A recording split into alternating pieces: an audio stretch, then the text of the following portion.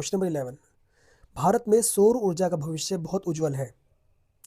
इस कथन की पुष्टि करें। भाई, सौर ऊर्जा जो है वो ऊर्जा का नवीकरणीय स्रोत है जिसका भंडार धरती पर अपार मात्रा में है। और सौर ऊर्जा का भविष्य उज्जवल है, बिल्कुल उज्जवल है। क्यों? इसके कई कारण हैं। तो बच्चों, जैसा कि हमने पढ़ा हुआ है, भारत की जलवायु है उष्णकटिबंधीय जलवायु और यहाँ पर पर्याप्त धूप खिली होती है।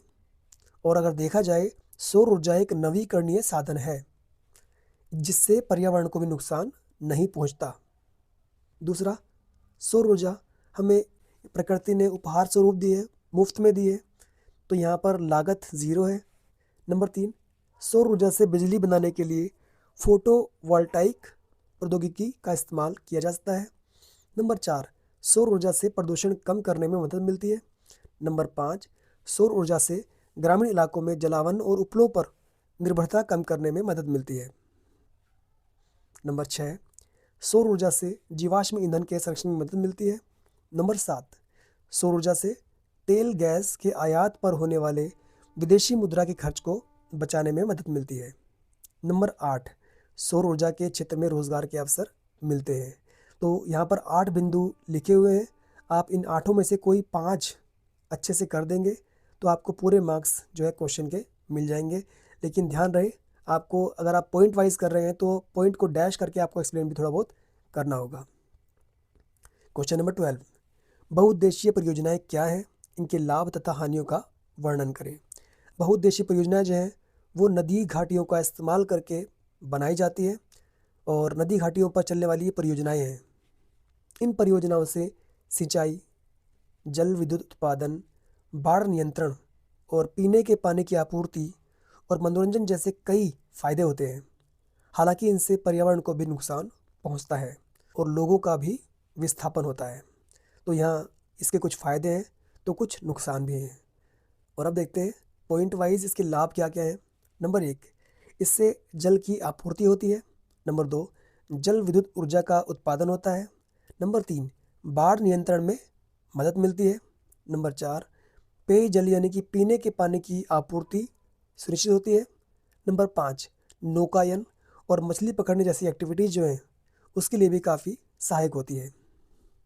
तो बहुउद्देशीय परियोजनाओं के नुकसान यानी कि हानियाँ। नंबर 1, इससे नदियों के प्राकृतिक बहाव में बाधा आती है। बड़े बड़े बांध बनते हैं, परियोजनाएं बनती हैं, वो नदियों के पानी के बहाव को रोक कर की दिशा बदल कर बनती है। तो इससे जो नदियों का प्राकृतिक बहाव है उसमें बाधा आती है। नंबर 2, बांधों के कारण वनस्पति और जीव जंतुओं का जीवन खराब होता है। नंबर 3, बड़े बांधों के निर्माण से लोगों का विस्थापन होता है। अब जहाँ जहाँ ये बड़े बड़े डैम बनते हैं, बांध बनते हैं, ये परियोजनाएं बनती है, वहाँ पर पूरे के पूरे जो मानव बस्ती है उनको हटाया जाता है। गांव के गांव खाली किए जाते हैं जिससे लोगों का विस्थापन होता है। उनको अपने घर बार छोड़कर वहाँ से जाना पड़ता है। तो ये अपने आप में एक समस्या बनी हुई है और लोगों के विस्थापन का कारण बना है। नंबर 4, जलाशयों में तलछट जमा हो जाता है जिससे पानी की गुणवत्ता प्रभावित होती है। नंबर 5, इन परियोजनाओं का निर्माण और रखरखाव बहुत महंगा होता है। तो ये सभी थे इसके हानियाँ या इसके दोष। तो एक बार आप दोबारा से इनको देख लें और रिपीट कर लें, याद कर लें, क्योंकि क्वेश्चन बहुत इंपॉर्टेंट है। अब है क्वेश्चन नंबर 13, जल दुर्लभता क्या है? इसके प्रमुख कारणों को समझाइए। तो जल दुर्लभता का मतलब होता है पानी का अभाव या जल का अभाव होना, जल की कमी होना।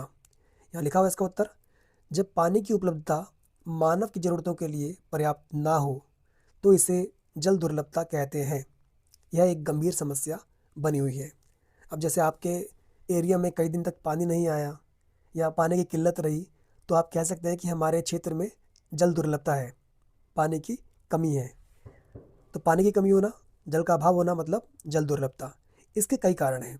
नंबर 1, जलवायु परिवर्तन। अब आप देख रहे हैं दुनिया भर में बहुत तेज़ी से जलवायु में परिवर्तन हो रहा है जिससे धरती पर पानी का जो स्तर है वो भी तेज़ी से घट रहा है। कहीं सूखा पड़ रहा है तो कहीं बहुत ज़्यादा बाढ़ आ रही है।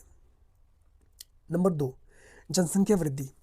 जैसे जैसे देश और दुनिया में आबादी बढ़ रही है वैसे वैसे पानी की खपत भी बढ़ती जा रही है और पानी पर जो निरंतर बोझ बढ़ रहा है उससे पानी के संसाधन सिकुड़ रहे हैं, घट रहे हैं।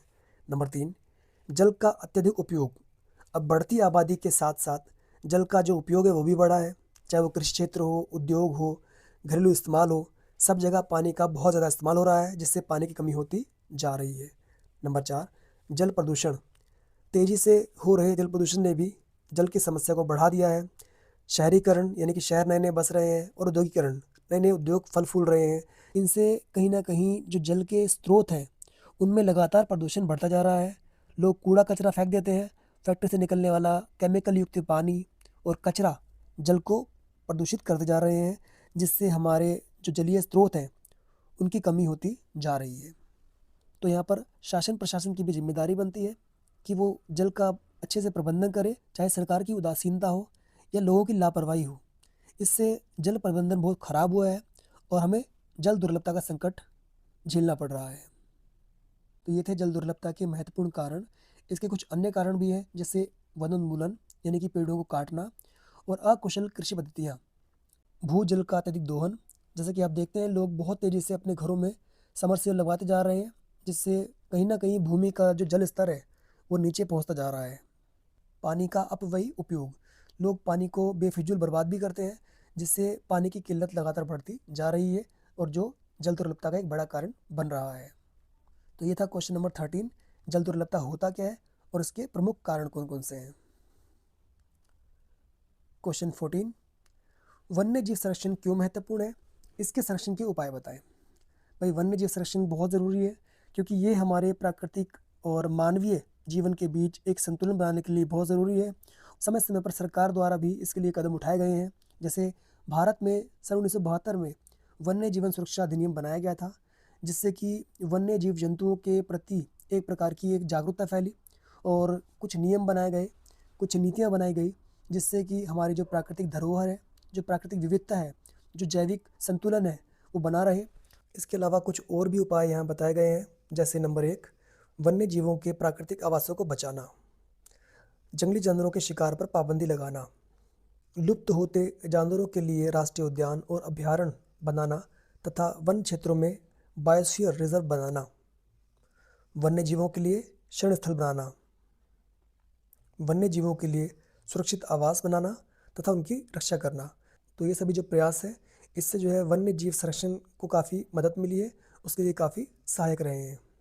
और इसी के साथ हमारा ज्योग्राफी वाला पोर्शन फिनिश हुआ। अब हम बात करेंगे पॉलिटिकल साइंस यानी कि राजनीतिक शास्त्र की। और इसमें जो पहला क्वेश्चन है, क्वेश्चन 15, वो पूछ रहा है संघीय शासन क्या है, इसकी किन्हीं दो विशेषताओं की विवेचना कीजिए। तो संघीय शासन एक वो व्यवस्था है जिसमें सत्ता का विभाजन केंद्र और राज्य सरकारों के बीच होता है। जैसे भारत अगर देखिए आप, तो भारत में केंद्र सरकार अलग होती है, राज्य सरकार अलग होती है और नीचे स्थानीय सरकारें अलग होती हैं। तो भारतीय जो शासन व्यवस्था है वो संघीय ढांचे वाली है। तो संघीय ढांचा कौन सा हुआ, जिसमें सरकारें कई स्तर पर पाई जाती है। और अगर इसकी विशेषताओं की बात करें तो यहाँ दो विशेषताएं पूछी गई थी, लेकिन मैंने यहाँ पर आपको कई सारी विशेषताएं लिख दी है, जिससे कि अगर इसका लॉन्ग क्वेश्चन आता है तो उसमें आप इनको मेंशन कर सकें। जैसे नंबर 1, दोहरी सरकार।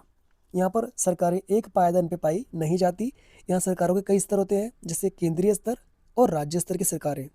नंबर 2, सत्ता का विकेंद्रीकरण। यहाँ पर सत्ता जो है वो कई सरकारों के बीच बटी होती है, केंद्र सरकार, राज्य सरकार और स्थानीय सरकारें। नंबर 3, संविधान का सर्वोच्च होना। संघीय ढांचे में संविधान का सर्वोच्च होना बहुत जरूरी होता है, क्योंकि संविधान ही अलग अलग सरकारों की व्याख्या करता है, उनकी शक्तियाँ और उनकी भूमिका का वर्णन करता है। नंबर 4, शक्तियों का विभाजन। अलग अलग स्तर की सरकारों के बीच अलग अलग शक्तियाँ होती हैं, उनकी अलग अलग भूमिका होती है और ये सारा ब्यौरा, ये सारा विवरण संविधान में वर्णित होता है। अगर हम भारत की बात करें तो भारत में अलग अलग सरकारों के लिए, चाहे वो केंद्र हो, राज्य हो या स्थानीय सरकारें हों, इन सभी सरकारों के लिए विधायी सूचियाँ बनाई गई है संविधान में, जैसे संघीय सूची, राज्य सूची और समवर्ती सूची, जो अलग अलग सरकारों का जो शक्तियाँ हैं उनका विभाजन करती है। नंबर 5, स्वतंत्र न्यायपालिका। अब भाई संघीय ढांचे में एक स्वतंत्र और मजबूत न्यायपालिका का होना बहुत ज़्यादा ज़रूरी है, जिससे कि विभिन्न स्तर की सरकारों के बीच टकराव ना हो। नंबर 6, सरकार के विभिन्न स्तरों का अपना अपना क्षेत्राधिकार इत्यादि। तो ये सभी विशेषताएं थी संघीय ढांचे की। तो अगर आपके पेपर में ये लॉन्ग क्वेश्चन आता है तो आपको ये सभी पॉइंट्स को डैश करके एक्सप्लेन करना होगा, जैसा मैंने आपको अभी समझाया। इसी में एक और क्वेश्चन जो इससे मिलता जुलता आ सकता है वो है भारतीय संविधान के संघात्मक विशेषताओं का उल्लेख कीजिए। जैसे कि मैंने आपको ऊपर बताया, ये सभी भारतीय संविधान की संघात्मक विशेषताएं हैं। और यहाँ पर एक बात और पूछी गई कि आपातकाल में किस प्रकार स्थिति एकात्मक हो जाती है। जैसे कि हमें मालूम है कि भारत का संविधान जो है वो आपातकाल की स्थिति में केंद्र को ज़्यादा मजबूत या शक्तिशाली बना देता है। तो जानते हैं एक बार विस्तार से। भारतीय संविधान में संघात्मक और एकात्मक दोनों तरह की व्यवस्थाएं हैं। आपातकाल की स्थिति में संविधान एकात्मक हो जाता है। संघात्मक शासन व्यवस्था की विशेषताएं। संविधान की सर्वोच्चता। संविधान के जरिए केंद्र और इकाइयों के बीच शक्तियों का बंटवारा। लिखित और कठोर संविधान। नंबर 4, स्वतंत्र उच्चतम न्यायालय। नंबर 5, द्विसदनीय व्यवस्थापिका। नंबर 6, दोहरी शासन प्रणाली। तो ये सभी बिंदु मैं आपको ऊपर लगभग समझा चुका हूँ, तो इनको आप डैश करके अपने पेपर में लिख कर आएंगे, तभी आपको उसके फुल मार्क्स मिलने वाले हैं। और आपातकालीन स्थिति में संशोधन किए बिना ही संविधान को एकात्मक बनाया जा सकता है। यानी कि आपातकालीन की स्थिति में केंद्र सरकार बहुत ज़्यादा शक्तिशाली हो जाती है और राज्यों के बहुत सारे अधिकार उनसे छीन लिए जाते हैं। जैसे राष्ट्रपति अनुच्छेद 352, 356 और 360 के तहत आपातकाल की घोषणा कर सकते हैं। इसके अलावा आपातकाल में राज्य की शक्तियां पूरी तरह से केंद्र सरकार अपने हाथों में ले लेती है। आपातकाल में मौलिक अधिकारों को निलंबित किया जा सकता है। तो यहाँ हम देखते हैं कि कैसे आपातकालीन की स्थिति में केंद्र सरकार यहाँ पर बिग बॉस बन जाती है और राज्य सरकारों का अस्तित्व जो है वो ना के बराबर रह जाता है। यहाँ तक कि लोगों के मौलिक अधिकार भी निलंबित कर दिए जाते हैं। क्वेश्चन नंबर 16, सत्ता की साझेदारी से आप क्या समझते हैं? इसके विभिन्न रूप कौन कौन से हैं? चैप्टर नंबर 1 जो है हमारा पावर शेयरिंग यानी कि सत्ता की साझेदारी, उससे एक क्वेश्चन लिया गया है और इसका उत्तर है समाज के सभी वर्गों को देश की शासन प्रक्रिया में हिस्सा मिलना। और वास्तव में अगर देखा जाए ये सत्ता की साझेदारी जो है ये लोकतंत्र का एक मूल मंत्र भी है, लोकतंत्र का सिद्धांत भी है। इसके कई रूप हैं। जैसे नंबर 1, सत्ता शासन के अलग अलग अंगों के बीच जैसे विधायिका, कार्यपालिका और न्यायपालिका के बीच बटी होती है, जिसे बोलते हैं सत्ता का क्षैतिज बंटवारा।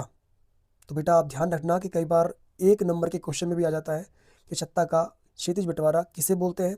तो आप समझ जाइएगा, विधायिका, कार्यपालिका और न्यायपालिका के बीच सत्ता का बंटवारा उसे ही बोलते हैं सत्ता का क्षैतिज बंटवारा। जो दूसरा रूप है वो है केंद्र और राज्य सरकार के बीच शक्तियों का बंटवारा या सत्ता का बंटवारा, इसे बोलते हैं सत्ता का ऊर्ध्वाधर बंटवारा। तो आप ध्यान रखें, सत्ता का क्षैतिज बंटवारा क्या है? विधायिका, कार्यपालिका और न्यायपालिका के बीच शक्तियों का बंटवारा। वहीं सत्ता का ऊर्ध्वाधर बंटवारा यानी कि केंद्र और राज्य सरकार के बीच शक्ति का बंटवारा। नंबर 3, सत्ता साझाकरण समझौते। नंबर 4, दबाव समूहों के बीच सत्ता की साझेदारी। नंबर 5, आंदोलन नियंत्रण। नंबर 6, राजनीतिक दलों के बीच सत्ता की साझेदारी। बच्चे थोड़ा यहाँ पर आप सीक्वेंस थोड़ा सा करेक्ट कर लेना। इसी में क्वेश्चन दिया गया है विकेंद्रीकरण क्या है, जो ऊपर जो क्वेश्चन दिया गया था उससे मिलता जुलता क्वेश्चन। इसके लिए भारतीय संविधान में क्या क्या व्यवस्थाएं की गई है? तो विकेंद्रीकरण होता क्या है वास्तव में? विकेंद्रीकरण से अभिप्राय है सत्ता को बांटना। भाई सत्ता एक जगह एकत्रित ना रहे। अब देखते हैं इसका उत्तर। विकेंद्रीकरण का मतलब है कि केंद्र और राज्य सरकारों से सत्ता को लेकर उसे स्थानीय सरकारों को देना। ठीक है, तो केंद्र और राज्य सरकारों से जो सत्ता की शक्तियां हैं वो स्थानीय स्तर पर ट्रांसफर करना। ठीक है, इसे बोलते हैं विकेंद्रीकरण की प्रक्रिया। अब विकेंद्रीकरण का प्रावधान भारत के संविधान में दिया हुआ है। अब वो कौन कौन से प्रावधान हैं, वो कौन कौन सी बातें हैं जो विकेंद्रीकरण को पुख्ता करती हैं, देखते हैं। नंबर 1, पंचायतों और नगर पालिकाओं के लिए संविधान में भाग 9 और भाग 9A जोड़े गए हैं, जिससे इनको काफ़ी मजबूत किया गया है। नंबर 2, इन स्थानीय निकायों के लिए चुनाव हर 5 साल में होते हैं, यानी कि एक नियमित अंतराल के पश्चात इनके चुनाव भी होते हैं, जिससे कि इन स्थानीय संस्थाओं का जो अस्तित्व है वो काफ़ी मजबूत हुआ है। नंबर 3, इन चुनावों में SC, ST और OBC के लिए सीटें आरक्षित की गई हैं। तो समाज के जो पिछड़े वर्ग हैं उनको भी इन संस्थाओं में, इन निकायों में उनके लिए सीटों का प्रावधान किया गया है, आरक्षित की गई सीटें इनके लिए, जिससे कि समाज के हर वर्ग के लोग इन स्थानीय सरकारों में हिस्सा ले सके। नंबर 4, कम से कम 1/3 पद महिलाओं के लिए आरक्षित किए गए हैं, जिससे कि समाज का दूसरा स्तंभ महिलाएं भी समाज में अपने आप को स्वावलंबी महसूस कर सके और अपने आप को मजबूत कर सकें। नंबर 5, राज्य सरकारों को स्थानीय सरकारी निकायों के साथ कुछ राजस्व साझा करना होता है। राज्य सरकारें जो है अपने कुछ जो वित्तीय अधिकार हैं, जो कार्य एकत्रित करने की शक्ति है, वो साझा करती है स्थानीय सरकारों को। ठीक है। नंबर 6, 11वीं अनुसूची में पंचायतों की शक्तियाँ, अधिकार और जिम्मेदारियाँ बताई गई हैं। तो इसका अलग से प्रावधान कर दिया गया है 11वीं अनुसूची, जिससे कि पंचायतों का जो अस्तित्व है, जो पंचायतों की जो रूपरेखा है, वो पुख्ता हुई है। नंबर 7, 12वीं अनुसूची में नगर पालिकाओं की शक्तियाँ, अधिकार और जिम्मेदारियाँ बताई गई है। तो प्यारे बच्चों, हमें ये समझना बहुत ज़रूरी है कि भारत में स्थानीय स्वशासन जो है वो 2 स्तर पर पाया जाता है, एक गाँव में, एक शहरों में। तो गाँव में जो स्थानीय सरकारें हैं, स्थानीय जो निकाय हैं, उन्हें बोलते हैं पंचायतें, और शहरों में जो स्थानीय निकाय या सरकारें उन्हें बोलते हैं नगर पालिकाएँ या नगर निगम। ठीक है। तो यहाँ लिखा भी हुआ है कि 11वीं अनुसूची में पंचायतों का जिक्र किया गया है और 12वीं में नगर पालिकाओं का। क्वेश्चन नंबर 17, भारत में स्थानीय स्वशासन के किन्हीं 3 गुण और दोषों की चर्चा करें। भाई अभी हम चर्चा कर तो रहे थे ऊपर, तो अब बोल रहा है उसके गुण बताइए और उसके दोष बताइए। तो स्थानीय स्वशासन जैसे कि ऊपर बताया गया था आपको अभी, स्थानीय निकाय की सरकारें, गांव में पंचायतें, शहरों में नगर निगम और नगर पालिकाएं। इनके गुण क्या है? नंबर 1, लोकतांत्रिक प्रक्रिया। स्थानीय निकायों में प्रतिनिधियों का चयन चुनावों के माध्यम से होता है और ये अपने आप में लोकतांत्रिक एक प्रक्रिया है, एक स्वरूप है। नंबर 2, स्थानीय मुद्दों पर ध्यान। तो स्थानीय स्तर की सरकारें छोटे मोटे मुद्दों पर, जो स्थानीय स्तर के होते हैं, उन मुद्दों को सुलझाने में काफ़ी कारगर होती हैं, जिनको राज्य सरकारें और केंद्र सरकारें अक्सर अनदेखा कर देती हैं। नंबर 3, नागरिक भागीदारी। अब चूंकि ये चुनाव निचले पायदान पर होते हैं, लोगों के बीच से होते हैं, इसलिए इस प्रक्रिया में अधिकतर लोग भागीदार बनते हैं और निर्णय लेने की प्रक्रिया में लोगों को शामिल किया जाता है।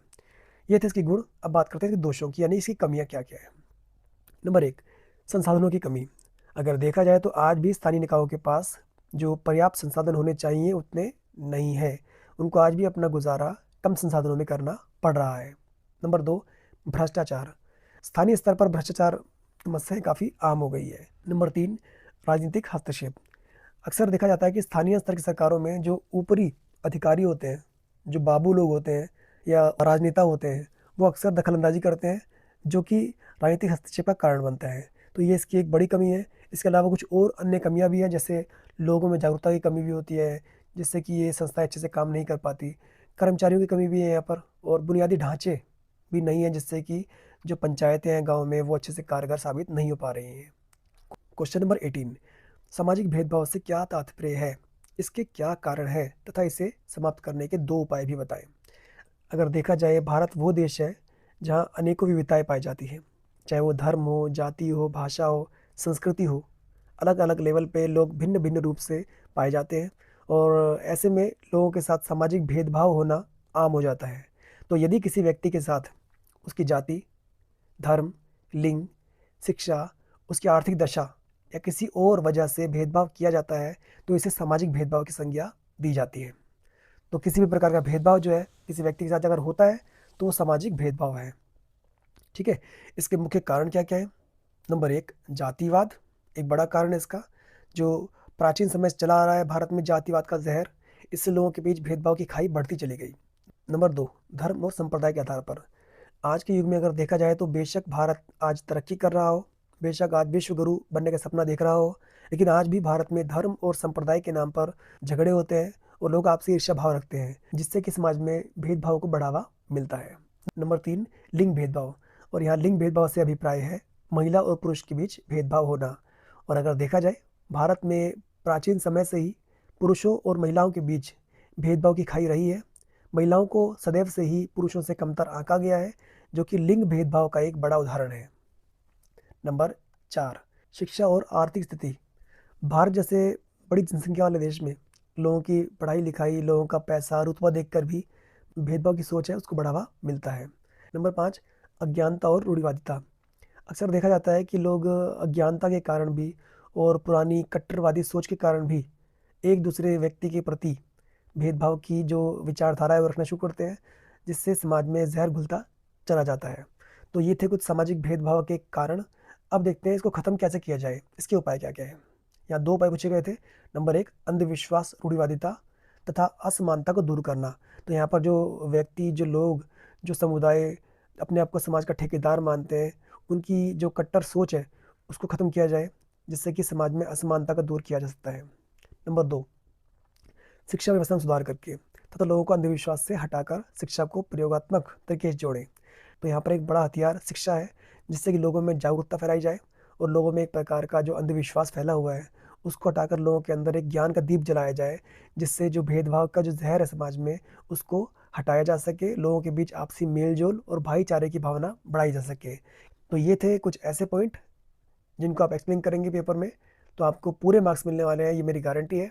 बट आप इनको ध्यान से दोबारा से देख लें और समझ लें। क्वेश्चन नंबर 19, भारत में महिलाओं के प्रति भेदभाव के किन्हीं 3 कारकों का वर्णन कीजिए। तो महिलाओं के साथ होने वाले भेदभाव, जो मैंने आपको अभी बताया ऊपर क्वेश्चन में, कि कैसे दशकों से महिलाएं भारत में भेदभाव का शिकार रही हैं। हमेशा से ही पुरुष प्रधान समाज का वर्चस्व रहा है, जिससे कि महिलाओं का कई स्तर पर भेदभाव हुआ। और यहाँ 3 प्रमुख कारक बताए गए हैं जो महिलाओं के प्रति भेदभाव को बढ़ावा देते हैं। नंबर 1, सामाजिक क्षेत्र में। नंबर 2, आर्थिक क्षेत्र में। और नंबर 3, राजनीतिक क्षेत्र में भेदभाव।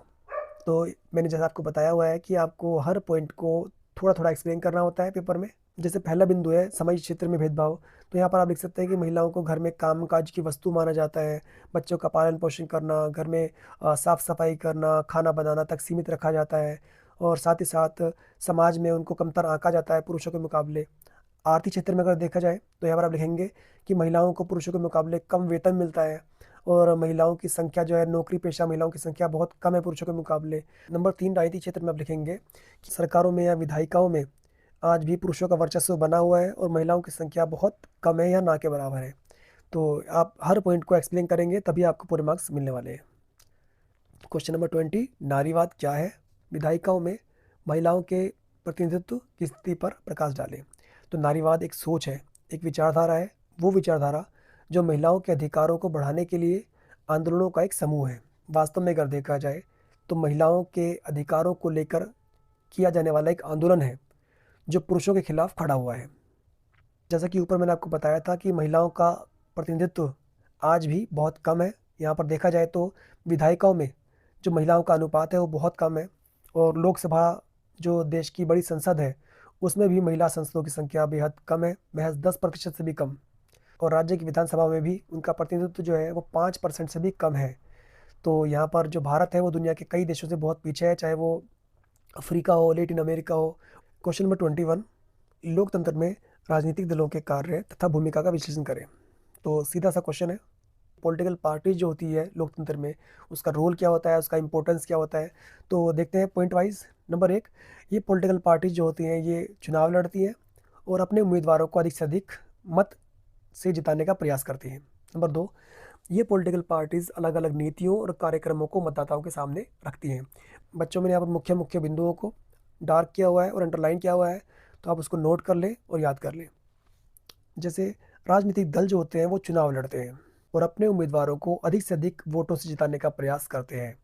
राजनीतिक दल यानी कि पॉलिटिकल पार्टीज अलग अलग नीतियों और कार्यक्रमों को मतदाताओं के सामने रखते हैं और उनका समर्थन हासिल करने का प्रयत्न करते हैं।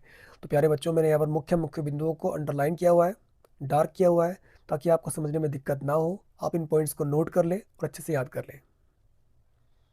ये पॉलिटिकल पार्टीज देश के कानून निर्माण में भी मुख्य भूमिका निभाती हैं। साथ ही साथ हर दल जो होता है वो सरकार बनाने का प्रयास करता है और जनता में जागृति पैदा करने का भी ये काम करती हैं पॉलिटिकल पार्टीज़, जिससे कि जनमत तैयार हो सके और उनकी सरकार बन सके। साथ ही साथ ये राजनीतिक दल जो होते हैं, ये पॉलिटिकल पार्टीज सरकार और जनता के बीच में एक कड़ी का काम भी करते हैं। तो ये थे इसके कुछ मुख्य तो ये थे इसके मुख्य बिंदु, पॉलिटिकल पार्टीज़ का रोल और इसकी इंपॉर्टेंस डेमोक्रेसी में यानी कि लोकतंत्र में, ये आप याद कर लेंगे। इसी में एक क्वेश्चन और दिया है अथवा में, जो सिमिलर क्वेश्चन है इससे मिलता जुलता, कि राजनीतिक दल से क्या तात्पर्य है और वर्तमान में इनके समक्ष क्या क्या चुनौतियां हैं। तो पॉलिटिकल पार्टी होता क्या है? सीधा सा इसका आंसर है, लोगों का एक ऐसा संगठित समूह जिसके सदस्य किसी साझी विचारधारा में विश्वास रखते हैं या समान राजनीतिक दृष्टिकोण रखते हैं। कितना कंफ्यूज कर रहा है बेटा आपको ये आंसर? मैं आपको सिंपली बता दूं कि उन लोगों का समूह जिनकी एक समान विचारधारा होती है और जिनका एक संगठन होता है, उसे बोलते हैं पॉलिटिकल पार्टी या राजनीतिक दल। तो आप इसको याद कर लें। और अगर देखा जाए सामान्यतः इन पॉलिटिकल पार्टीज़ के सामने कुछ चैलेंजेस भी हैं जिन्हें बोलते हैं चुनौतियाँ। तो क्वेश्चन बनता है, राजनीतिक दलों के समक्ष क्या क्या चुनौतियाँ हैं। नंबर एक, इन दलों के अंदर आंतरिक लोकतंत्र का अभाव है, जिसके कारण बहुत सारे नेता अपनी पार्टी के अधिकारों से वंचित रह जाते हैं। नंबर दो, दलों में वंशवादी उत्तराधिकार का चलन बढ़ गया है। भाई आप देखते हैं ना कि कई सारी पार्टियां ऐसी हैं जिसमें केवल परिवारवाद हावी है, वंशवाद छाया हुआ है। चाहे वो उत्तर प्रदेश की समाजवादी पार्टी हो, चाहे वो बिहार की आरजेडी लालू यादव की पार्टी हो, चाहे वो कांग्रेस पार्टी हो, जिसमें एक परिवार विशेष के लोग ही उस पार्टी को कई वर्षों से चला रहे हैं। तो ये भी भारत में अलग अलग राजनीतिक दलों की प्रमुख चुनौती में से एक है। नंबर तीन, कई दल देखा जाता है कि भारत में चुनाव जीतने के लिए धन और बल का प्रयोग करते हैं, जो कि लोकतंत्र के विकास को रोकता है और लोकतंत्र के लिए खतरनाक भी है, और इससे अच्छे नेताओं का महत्व कम हो जाता है। नंबर चार, आजकल देखा जाता है कि अलग अलग पार्टियों के बीच जो विचारधाराओं का अंतर है वो बहुत कम सा रह गया है, जिससे कि मतदाताओं के सामने एक कन्फ्यूज़न का माहौल बन गया है और उनके सामने विकल्प बहुत सीमित रह गए हैं। तो ये थी राजनीतिक दलों की चुनौतियाँ। इनको आप अच्छे से याद कर लें और नोट कर लेंगे। नेक्स्ट क्वेश्चन है हमारा क्वेश्चन नंबर 22। लोकतांत्रिक शासन प्रणाली के किन्हीं 3 लाभ लिखिए और ये अन्य शासन व्यवस्थाओं से कैसे बेहतर है। बहुत इंपॉर्टेंट क्वेश्चन कि दुनिया भर में लोकतांत्रिक शासन प्रणाली बहुत लोकप्रिय हो रही है और अलग अलग देशों में इसको अपनाया जा रहा है। आखिर क्यों, इसके लाभ क्या क्या हैं। नंबर एक, इस शासन व्यवस्था में लोगों को समानता और स्वतंत्रता का माहौल मिलता है। नंबर दो, जनमत पर आधारित शासन की व्यवस्था होती है। नंबर तीन, विचार विमर्श के बाद फैसले लिए जाते हैं। तो इन सभी पॉइंट्स को आप डैश करके थोड़ा थोड़ा इनके बारे में लिख देंगे। और आगे बोलता है कि आखिर लोकतांत्रिक शासन प्रणाली बाकी शासन व्यवस्थाओं से बेहतर क्यों है। नंबर एक, लोकतंत्र में अगर देखा जाए तो जाति, वंश, रंग, धर्म, लिंग आदि के आधार पर भेदभाव नहीं होता। यहाँ पर मैंने जो मेन बात है उसको डार्क किया हुआ है, अंडरलाइन किया हुआ है, इसको आप ध्यान से देख लें। नंबर दो, लोकतंत्र में सभी नागरिकों को अपने विचार, भाषण, सभा आदि रोकने की आज़ादी होती है। और तीसरा बिंदु है यहाँ पर, लोकतंत्र में विचार विमर्श के बाद ही फैसले लिए जाते हैं, जिसमें गलतियों को सुधारा जा सकता है और टकराव भी टल जाते हैं। अक्सर कई लोग लोकतंत्र के बारे में ऐसा कहते हैं कि लोकतंत्र में एक बड़ी कमी ये है कि यहाँ पर निर्णय लेने की प्रक्रिया बहुत धीमी है। लेकिन अगर इसको हम पॉजिटिव वे में देखें, बेशक से यहाँ पर निर्णय लेने की प्रक्रिया बहुत धीमी है, लेकिन सभी के विचार विमर्श के बाद, सभी लोगों की राय लेने के बाद ही यहाँ पर निर्णय लिए जाते हैं, जिससे कि गलतियाँ कम से कम हो, देर आए दुरुस्त आए, वो कहावत जो है वो यहाँ पर सिद्ध बैठती है। तो ये इसका एक पॉजिटिव हम कह सकते हैं कि विचार विमर्श के बाद ही यहाँ पर फैसले लिए जाते हैं। नंबर चार, लोकतंत्र में जनता अपना शासक खुद चुनती है।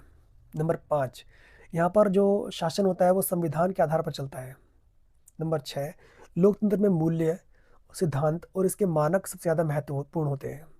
नंबर सात, लोकतंत्र में सरकार जनता के चुनाव पर निर्भर करती है। नंबर आठ, लोकतंत्र में सरकार अधिक जवाबदेह होती है, अधिक उत्तरदायी होती है। तो ये थी लोकतांत्रिक शासन व्यवस्था की विशेषताएं, जो कि उसको बाकी शासन व्यवस्थाओं से अलग करती है और बेहतर बनाती हैं। आप ध्यान से इनको पढ़ लेंगे और याद कर लेंगे। क्वेश्चन नंबर 23, लोकतंत्र किस तरह उत्तरदायी, जिम्मेदार और वैध शासन का निर्माण करता है, समझाइए। आपको समझाना होगा उत्तरदायी सरकार क्या होती है, फिर जिम्मेवार सरकार किसे कहा जाए, और वैध सरकार। इन तीनों बिंदुओं को आप समझाएंगे थोड़ा थोड़ा, तभी आपको इसका नंबर अच्छे से मिल पाएंगे। तो उत्तरदायी सरकार में यहाँ पर बोलता है कि यह लोगों की सरकार है और लोगों द्वारा बनाई गई है और लोगों के लिए है। तो यहाँ पर जो सरकार बनाने का जिम्मा जो है वो लोगों का होता है और वो लोग अपने प्रतिनिधियों का चुनाव करते हैं। लोगों को अधिकार है कि यदि वे प्रतिनिधियों के कामकाज से संतुष्ट नहीं है तो वह अपने प्रतिनिधि को बदल सकते हैं, इसलिए इसको बोलते हैं उत्तरदायी सरकार।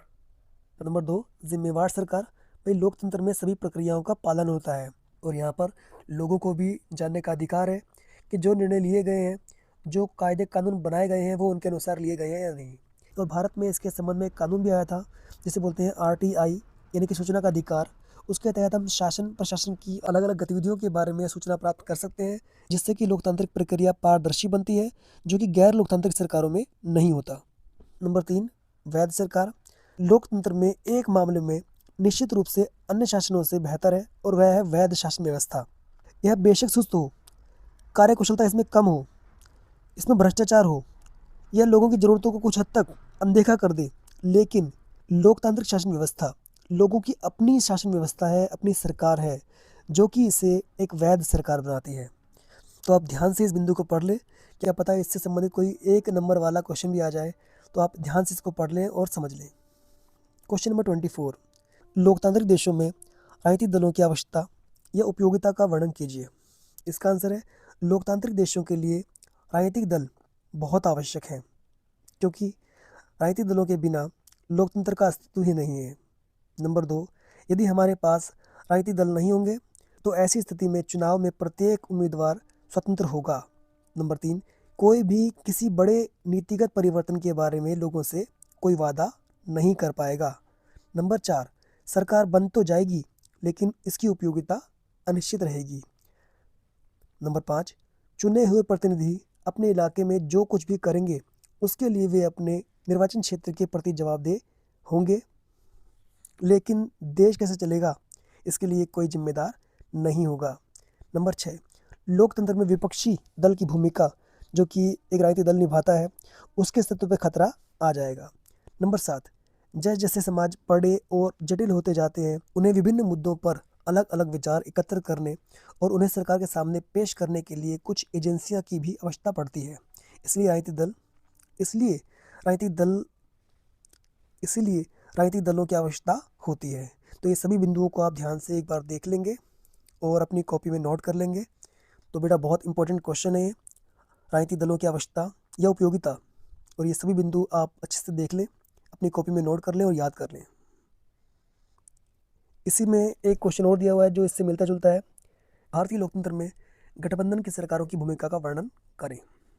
तो गठबंधन की सरकार को पहले मैं आपको बता दूं, यदि किसी पार्टी को, किसी दल को चुनाव परिणाम में बहुमत की प्राप्ति नहीं होती है तो 2 या उससे अधिक दल आपस में मिलकर एक सरकार बनाते हैं, इसे बोलते हैं गठबंधन की सरकार। और यहाँ पर लिखा भी हुआ है, स्पष्ट बहुमत प्राप्त नहीं होने पर क्षेत्रीय और राष्ट्रीय दलों के साथ समझौते के आधार पर जब बहुमत प्राप्त किया जाता है तो इस प्रकार की जो सरकारें बनती है उसे बोलते हैं गठबंधन की सरकार।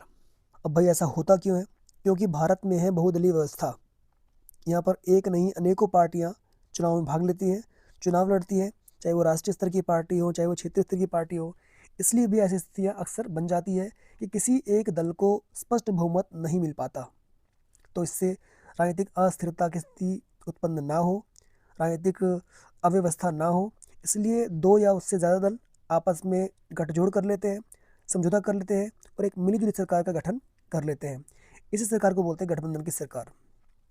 पिछले कई दशकों से भारतीय राजनीति में गठबंधन सरकार का बोलबाला रहा है। ठीक है बेटा, तो इसको एक बार आप अच्छे से दोबारा से पढ़ लेंगे और याद कर लेंगे। क्वेश्चन नंबर 25, उन विभिन्न प्रावधानों का उल्लेख कीजिए जो भारत को एक धर्मनिरपेक्ष देश बनाते हैं। तो प्यारे बच्चों, भारत एक धर्मनिरपेक्ष देश है। यहाँ पर अनेकों धर्म और संप्रदाय के लोग रहते हैं। इसके बावजूद भारत का राज्य का अपना कोई धर्म नहीं होता। यहाँ पर धर्म को व्यक्ति का निजी विषय माना गया है और राज्य इसमें कोई हस्तक्षेप नहीं करता। राज्य जो है सभी धर्मों का सम्मान करता है, सभी धर्मों का आदर करता है। तो ऐसे कई प्रावधान जो है हमारे संविधान में शामिल किए गए हैं। जैसे नंबर 1, भारत का अपना कोई धर्म नहीं है। जब भारत आज़ाद हुआ तो भारत का धर्म के नाम पर 2 हिस्सों में बंटवारा हो गया। उधर पाकिस्तान ने अपने आप को इस्लामिक देश घोषित किया, जबकि भारत के संविधान निर्माताओं ने सभी धर्मों का सम्मान करते हुए भारत को एक धर्मनिरपेक्ष राष्ट्र घोषित किया जिसका अपना कोई धर्म नहीं होगा। नंबर 2, देश के सभी नागरिकों को कोई भी धर्म मानने का अधिकार दिया गया है। नागरिक अपनी इच्छा से किसी भी धर्म को अपना सकते हैं, उसका प्रचार प्रसार कर सकते हैं, उसकी शिक्षा ले सकते हैं। और तीसरा बिंदु है, संविधान यह कहता है कि सरकार किसी भी व्यक्ति के साथ धर्म के आधार पर कोई भेदभाव नहीं करेगी और सभी धर्मों का सम्मान करेगी। और अब बच्चों, वीडियो बहुत लंबी हो गई है तो वीडियो को ख़त्म करने का टाइम आ गया है। मुझे पूरी उम्मीद है कि आप सभी ने वीडियो बहुत ध्यान से सुनी होगी और निश्चित ही ये सभी क्वेश्चन जो है बहुत इंपॉर्टेंट है और आपके एग्ज़ाम में आने के पूरे चांसेस हैं। इसलिए बेटा आप दोबारा वीडियो को ध्यान से देखें, सुने और याद करें। ठीक है, और वीडियो आपको पसंद आई है तो लाइक करें, अपने दोस्तों को शेयर करें, चैनल को सब्सक्राइब करें। जल्दी ही इसका पार्ट 2 मैं अपलोड करूँगा। तब तक आप बने रहिए और अपना ध्यान रखिए। Good bye.